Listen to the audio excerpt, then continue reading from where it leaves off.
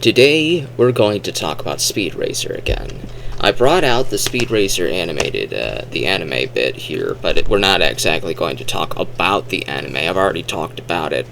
I still haven't seen the complete series of Speed Racer yet, but I have seen the live-action movie adaptation, and I wanted to bring this back out to talk about it, because one of the major races that is on this disc is depicted in this movie, and that is the most dangerous course. The most dangerous course is a cross-country course that Speed goes through that ends up having him going head-to-head with Snake Oiler, with Racer X, this guy right here, his long-lost brother, helping him out throughout the race.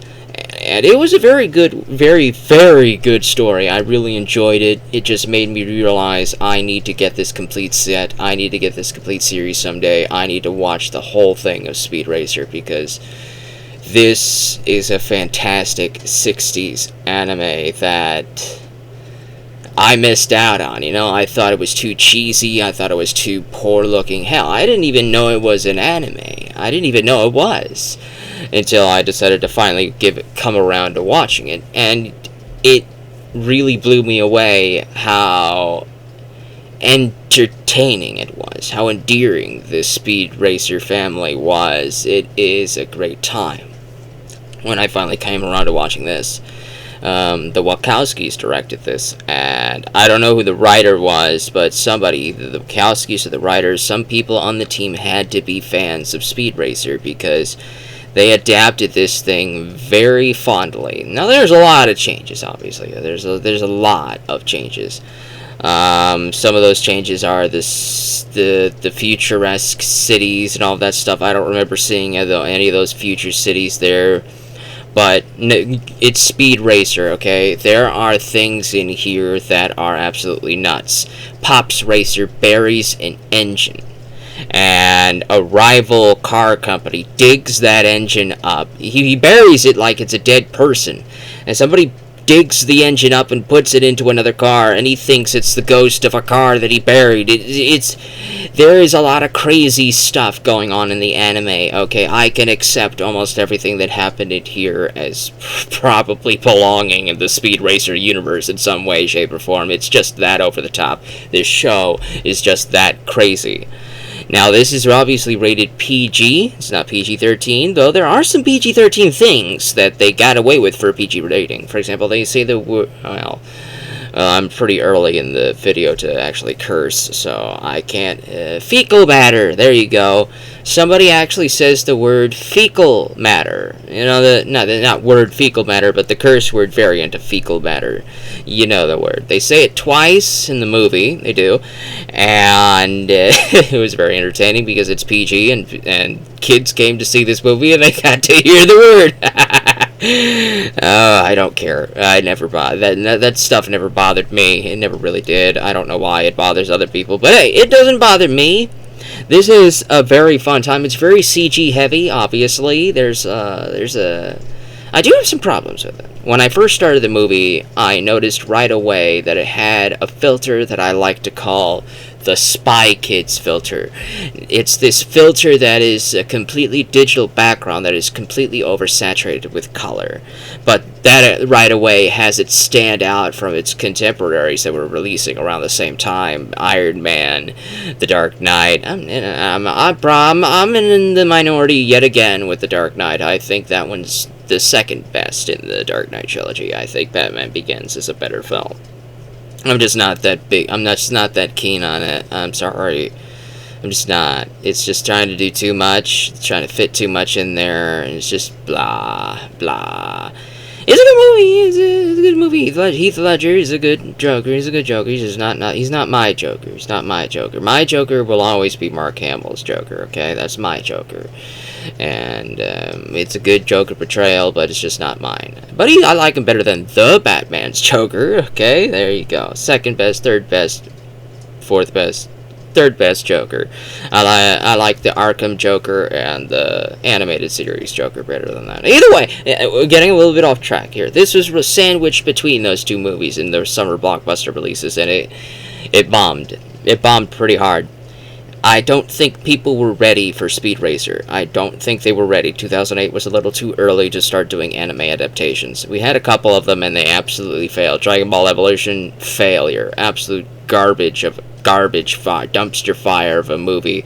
It's one of those movies that I will never pay money to see, which means if I ever get a copy of it, it will either have been given to me for free, or I found it for free, or I got it for free in a buy two, get one free deal or something at a used store or something. I will never spend money on it. I will never stream it. So if I ever talk about Dragon Ball Evolution, it will be because I found it for free to talk about it. Either way, the earlier anime adaptations, the live-action ones from Hollywood and all that stuff, they were not good. They were not good.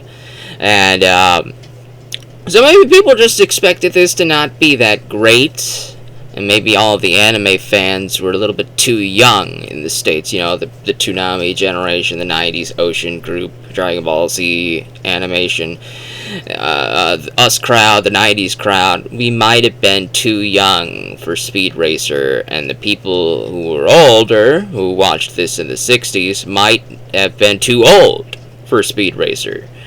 So it was one of those movies that came out in the worst time period.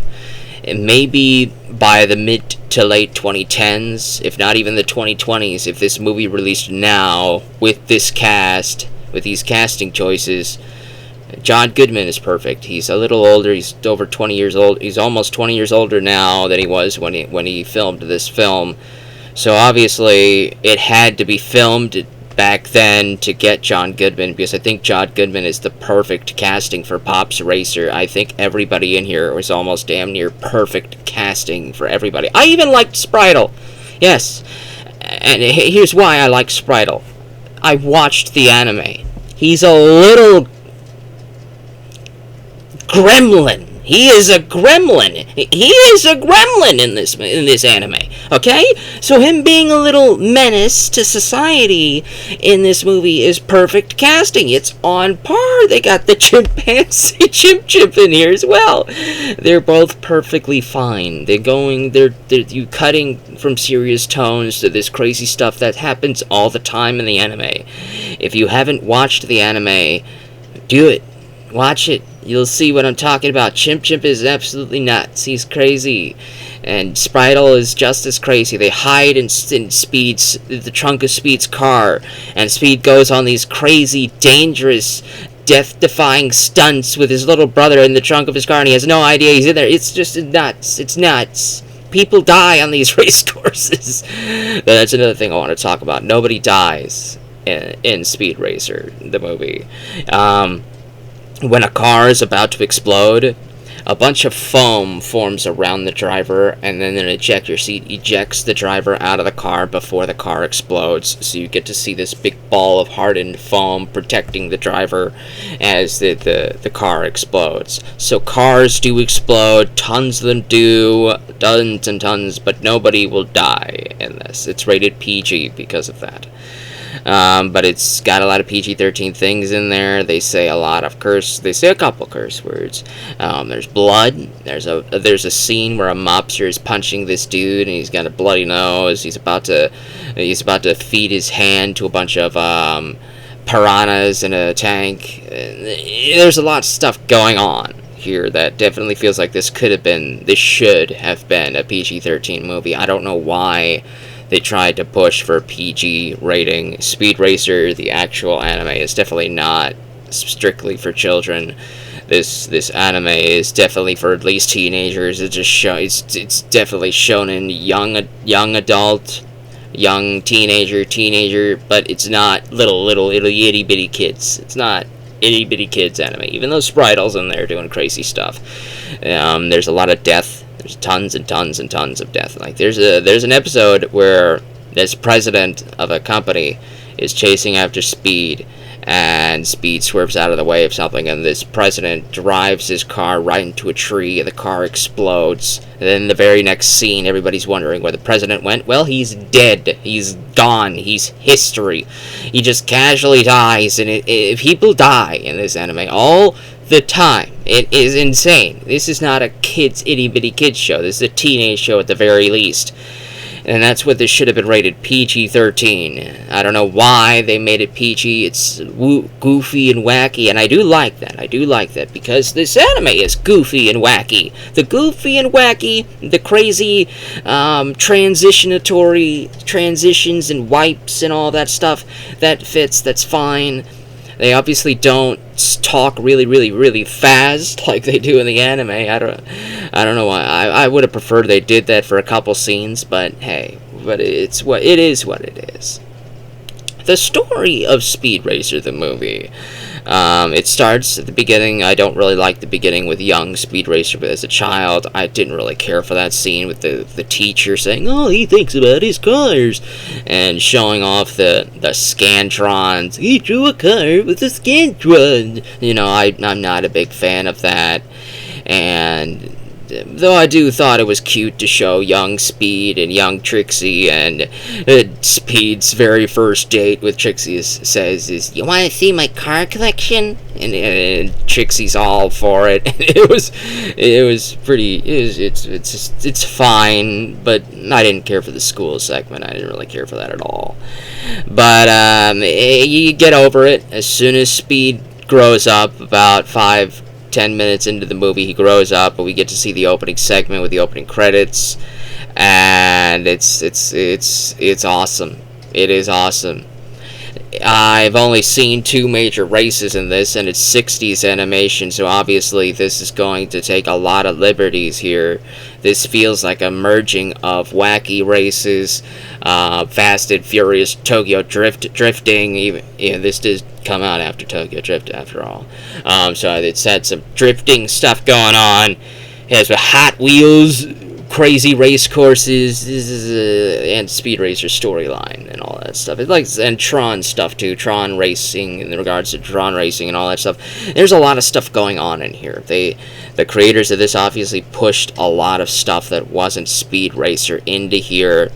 I remember reading somewhere when I was reading about Speed Racer that the Wachowskis wanted to put a bunch of pop art stuff in here.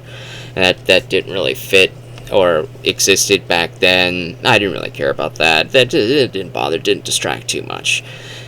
The casting is perfect. It is. It's absolutely perfect. He's perfect.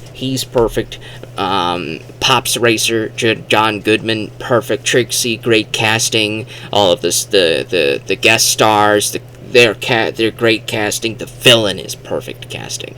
Mr. I think it's Royal Khan or whatever his name is, Royalty Khan, whatever the guy's name is. He's the big purple dude. His buildings is in purple. His cars are purple. His suits are purple. So the big purple dude, I'm just going to keep calling him that, he is emulating Tim Curry to the best of his ability. He really is. I didn't even see this guy in here. I almost thought he was Tim Curry at a couple points. The way he speaks once he turns into the villain mode, it's like he sounds just like Tim Curry. He sounds just like him. And that was very good. I really liked that. There is a segment in here where Speed and Racer X get to fight a bunch of ninjas. And there's some martial arts stuff in here, and the Wachowskis are obviously showing off that they still got it to show martial arts, Matrix action crap in here. There's a lot of stuff that they put into this movie that didn't show up in here, but there are some things that are pulled directly from here. It is canon that Pops Racer used to be a wrestler, and he does fight a lot of people in the anime. He fights a couple of dudes on this very disc too. So when they show John Goodman beating the crap out of people wrestling style, that fits in perfectly. This is basically racing with a bunch of mobsters trying to rig the races. The purple dude, he tells Speed that all of the big top races, like the Grand Prix, even the winners have already been predetermined. It's all about stocks, it's all about playing the games at companies and gambling. It's all about the money. It's not about the racers, it's not about skill, it's all about what we choose to do and the way we determine the races to have all the people gambling their monies and all that stuff besides. It really just showed that he took the soul out of racing. And Speed obviously loves racing. It is it's everything about him, you know. His name is literally Speed. That's the funny thing about the Speed family, is that Speed Racer, that's his literal name. His father's name is literally Pops Racer. The mother is literally called Mom Racer. That's their names. Mom Racer, Pops Racer, Spriddle Racer, Rex Racer, and then Speed Racer. It's very silly. And I love everything about it. I love everything about it.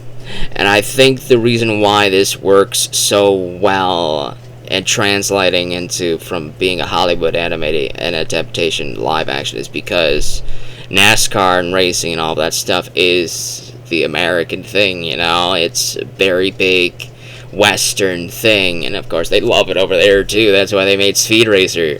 So that kind of translated very well over here, and the story and the plot feels like it very well could have been a 2 to 3 part episode in the anime. It feels like it fits right in. It does. All of the characters, all of the side characters, the villains, it fits in perfectly.